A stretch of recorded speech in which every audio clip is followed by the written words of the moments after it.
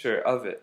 And that's the first time I've ever felt it. And so I thank the people who read it because they made me feel that. And I actually recorded a short clip, like 30 seconds, on one part. And if I had kept recording for a minute and a half, you would have seen it change tones. And I probably should have done that. But I'll post that after this post, inshallah, on my YouTube channel, just so you can get a sense of what was going on, how they were moving, and the tone and the musical nature of this. It was a beautiful thing.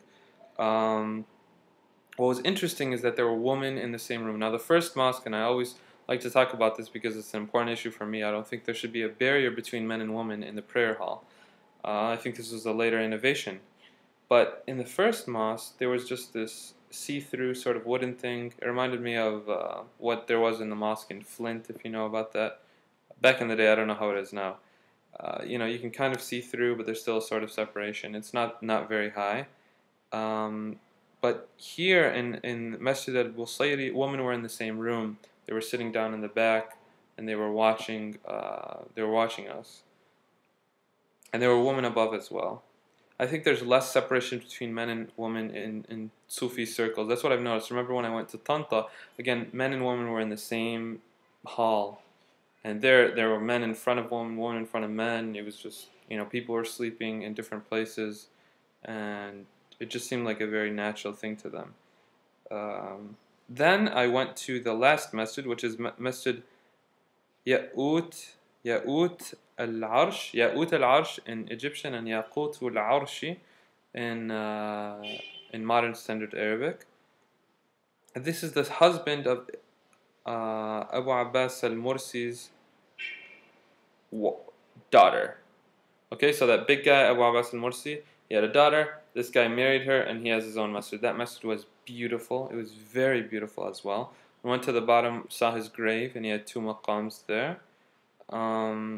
Again, women were walking in the prayer hall, and men, it seemed like a natural thing for them, more relaxed environment, and it was very green. I mean, all this area has so much greenery, much needed greenery in this area where you don't see a lot of trees or grass, and so I really appreciated that as well. And then I went to Qal'at Qa'id Bay, or Qal'at Qa'id Bay, and this is a citadel or castle that was built to protect Alexandria by the Mamluk, in the Mamluki period, the Mamalik. These are the people who basically destroyed the Mongols and stopped them as they were taking over all of this land. Ain Jalut is the name of the famous battle. There's a movie about it called Wa Islam, by the way, in Arabic. And so it was very interesting. We saw a Byzantine bath, or Eastern Roman, depending on how you analyze history. There's an Arab ticket price and a foreigner ticket price, and I think I've said this before, but I think it's racist. I mean, Egyptians they seem to say, it's because foreigners have more money, but it's just the principle. It's really painful. But I got in with my friend with the Syrian price. I said, I'm Syrian, and he's like, I'm with him. And so instead of paying 20 pounds, we paid 2 pounds. But the guy stopped him at the door and he's like, hey, say something in Syrian. Where are you from in Syria? And he's like, Damascus. He's like, where in Damascus? He's like, do you even know the places in Damascus? So,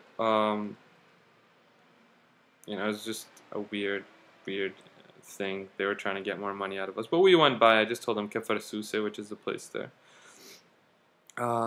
This citadel was built over the famous Alexandria lighthouse. And Ibn Battuta actually went there to see it. I heard some stories around it that it was an octagon, I believe, and over that was a square and then a circle. And then you had this big, it's maybe a concave mirror or something like that. It seems more like a magnifying glass to me. They could see ships from 100 miles away, and several miles away they could burn a ship with the power of the sun by magnifying the light. And so I think it seems like a magnifying glass to me, but you could also, I don't know. But it was apparently broken. It turned into sand by the time Ibn Battuta got there. So he was too late to see it. And then I think in the 12th century or 16th century, something like that, I'm not sure what, it just all went. And you could see original rocks from the famous lighthouse, which was one of the wonders of the world. Then we ate at Abu Ashraf, which was a fish restaurant. I saw an endangered turtle there that was being prepared to be eaten. I saw European, I think it was European, I don't think it was American. It could be, I don't know. But he was speaking English to the guy and he was like, take that and put it back in the sea. And the guy was like, okay, okay, okay, but he just wanted him to shut up and get back in his seat. And so I held this turtle, and I smiled in the picture. I'm sorry. I just wanted to hold it, and the guy said to smile, but I felt really, really sad. And I suggested jumping in a taxi and taking him to the sea, but the sea's kind of a little bit farther, and they probably would have killed us or something. But yeah, it's an endangered species, and they're trying to eat it.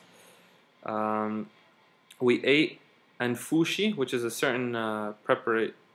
No, Anfushi is the name of the place we were at. This is in western Alexandria. The air is just so much pure, and the sea is better. I'm finding that about eastern and western. In the middle, not so much. But we ate singari. Oh my god, it was the most delicious fish I've had in all of Egypt thus far. It was so good. It was this big fish. They cut it open in the middle, and they put all these spices. It is so delicious. It is so, so, so delicious. I'm not too much of a fish guy. I mean, I love salmon and tuna, you know, the normal things in the US, but don't really taste too many things. I used to hate anchovies, then started to like them on pizza, actually. Yeah, you gotta try it. It tastes like fish. I love shrimp, but I know not a fish. But this stuff was good. I mean, it was good. It was really good. And their salad, what they put on the plate for you, like on the table, is like 8 different things. And I think it's a waste because nobody ends up finishing them. But it was good. It was expensive. It was 100 Egyptian pounds, which is 20 bucks. Well, it's less than 20 bucks. But for what you get, I mean, if you compare it to American standards, it's good and worth it. But by Egyptians, it is way too expensive. But you know, never gone there. It's famous, and my friend is leaving back to America in 3 days, and you know, he went with me, so I was like, let's do it. Yeah, so that's all that happened. It was really fun and cool. Unfortunately, daylight savings time, and woke up too late to go and have enough time to look at things. But my friend is going to write down a bunch of things for me because it seems like they close at 1 p.m. I am going to Cairo next weekend, inshallah, inshallah, God willing. But yeah, looking forward. I think one more day should be enough to just get everything done in Alexandria. And then Cairo needs a weekend, maybe 2 weekends to get them done. The director of my program said, I mean, I don't know if you've been keeping up with the news in Egypt, but the Sheikh of Al-Azhar, which is arguably the oldest university in the world, and you know, Moroccans will tell you Qarawiyyin, I believe, is what it's called, is the oldest. I mean, they're very close, basically in the 10th century. They were both established. And so, you know, the sheikh passed away in the past month, and a new guy from Al-Aqsar or Luxor has been assigned that position. And so we may be able to get to meet with him. So if I do, and if you have any questions you want me to ask him, you know, just post it, and I'll see. I can get them in and see what happens, you know, like a private meeting. But we'll see. All right, everybody. Ma salama.